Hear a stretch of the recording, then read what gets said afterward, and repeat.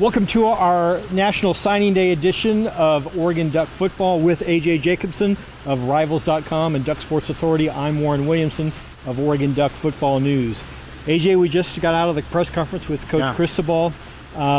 He seemed real excited. Your thoughts, your overall thoughts about this year's class? Well, yeah, I mean, all coaches are going to seem excited coming out of the gates on signing day, but he has good reason to. I mean, he was behind the 8 ball early with Taggart leaving to Florida State and him having to pick up the shards of the class right before the Las Vegas Bowl, which is a very difficult thing to do. Amazingly, I haven't seen the final tally yet, but amazingly, he held together this class and actually was the 15th ranked recruiting class in the nation. And that's an amazing thing for not only a first-year head coach, but one that was really behind the 8 ball when he was hired because they lost a whole week of recruiting due to that bowl game. So I think it was a fantastic overall job. Like he said in the press conference today, he filled the needs that they felt they had. So that's really what's really important, is not just the quality of the guys, but filling the needs. And Cristobal tells us they did that. So I think it was a great class. Especially when you talk about the loss of Willie Taggart and the recruits that he took with him to Florida State that decommitted from Oregon and went to Florida State. Overall, I think you're right. They really did well. Yeah. Let's talk about the hits and misses. First of all, the hits of this class. To me, the biggest hit, and Mario Cristobal is going to love this, but it was the offensive line. Well, okay, going in today, they had 4 offensive line committed, and 3 of them had already signed. The 4th one, Justin Johnson, call him Big Fresh, 350-pounder from Philadelphia, Pennsylvania, announced and signed today. So they ended up with 4. Well, just before the press conference, Penei Sewell, one of the top linemen in the entire country, announced for Oregon, making it 5 fantastic offensive linemen for this class. Of only 22 guys, 5 of them are offensive linemen. That's exactly what the Ducks needed, was these trenchmen to come to Eugene, and that's what Mario Cristobal got. So great job by the Ducks getting these offensive linemen. One thing Coach Cristobal did talk about was the change in size, the length, and the width of these players. Talk about that, how well they upgraded there. Well, it's not just the length. I mean, I think the Ducks have done a pretty good job over the years of bringing length and size, but I think what they did is they kind of recruited more for this new guy, Feld, who's their strength and conditioning coach, and I think they picked up guys that he's going to be able to work with and strengthen, and you know, when you talk about length, I think of the Albatross, Jalen Jelk. So they've got guys with outstanding length already, but they added to that. They made it more of a complete, like every guy's long that they brought in. So, and they're all going to be strong. You know, I'm really excited about Feld. I'm really excited about the way this class looks athletically, length and strength stuff. So, good stuff. I'm kind of excited. Here is what Coach Cristobal said about the Oregon offensive line, these new recruits coming in for 2018. The amount of size and power that we had up front in the offensive line was critical. Certainly got ourselves more vertical, horizontal, much more length and range, our wingspans, power. I think we have a great offensive line right now. These guys will complement it really well and certainly will push us to get better and push for playing time and be contributors. Okay, we talked about the hits, what Oregon did on the offensive line in those hits. What about the misses? Where did they miss? Well, the biggest misses were on the wide receiver front. When Willie Taggart quit and went to Florida State, they had 4 committed wide receivers that time. All 4 of them decommitted within the next week. So they really needed to pick some guys back up.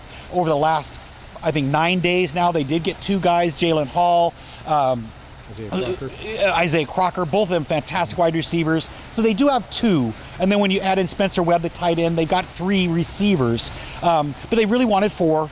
And 5 have counted tight ends, so that was a miss. They could have used 2 more. Devin Williams announced for a different team today. Michael Izike announced for a different team today. Ducks thought they had real good shots at both of those, so I would say that the coaches are probably thinking, oh man, if we could have brought another wide receiver too, that would have been great. They didn't, so it is what it is. Well, let's not forget they also brought in J.J. Tucker, the 3-star commit, also committed late in the day, so he adds to that class. I don't know much about him, but the one thing that Coach Cristobal did talk about was the size. They wanted size at that wide receiver position. Yeah, and they definitely brought in some size. They would have liked to have, Devin Williams is a nice 6'2", 6'3" guy. Izike was a 6'5" guy, so that would have been some more size, but the guys they did bring on, long, fast, good route, so they're going to have definitely some tools to throw at these next few years. I want to talk about the Oregon brand because I asked Coach Cristobal this question about questions that he received from recruits in living rooms, and he said the Oregon brand was strong. What were your thoughts about that especially after the turnover that Oregon's gone through this last year. Yeah, you know, a lot of times the brand takes a hit when you have so many coaching turnovers. I mean, 3 coaches in 3 years is not ideal.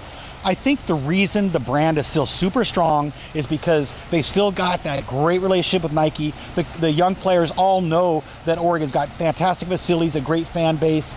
And Mario Cristobal is a quality human being. When he goes in these living rooms, the parents understand, okay, I can send my guy there. So, you know, I don't think the brand took much of a hit, and I think Mario understands that. Here is what Coach Cristobal said about being in living rooms and the Oregon brand being as strong as it is. The brand is powerful. Players, people, fans of the sport, they love the O. They love Nike. And it's extremely powerful. So when we went into a living room, they want to know, well, how does this mesh? How do you combine? You know, you've been part of this philosophy, and now all of a sudden you guys are at Oregon. I think it's a perfect combination. We want to be what Oregon has always been: explosive, fast, run by you, around you, through you, over you.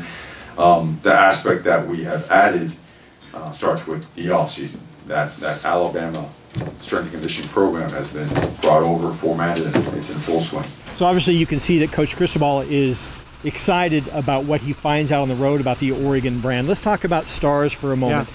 Who are the big stars? I know we talked about hits, but stars in this class that fans can be excited about in the future?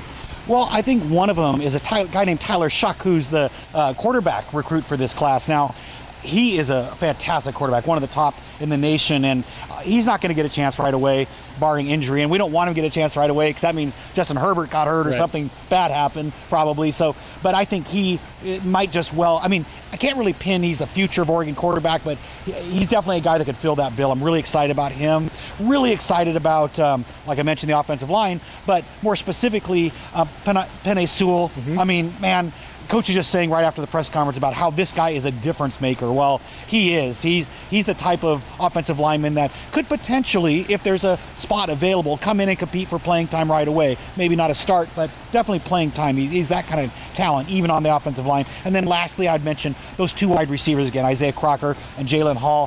Fantastic football players. Anyone in the country would love to have them.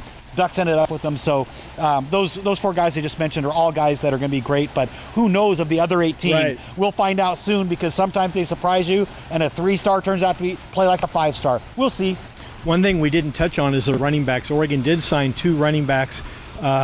Travis Dye, I think, was one of them, and one of the other kids, Jamal Elliott. Elliott. What about those kids?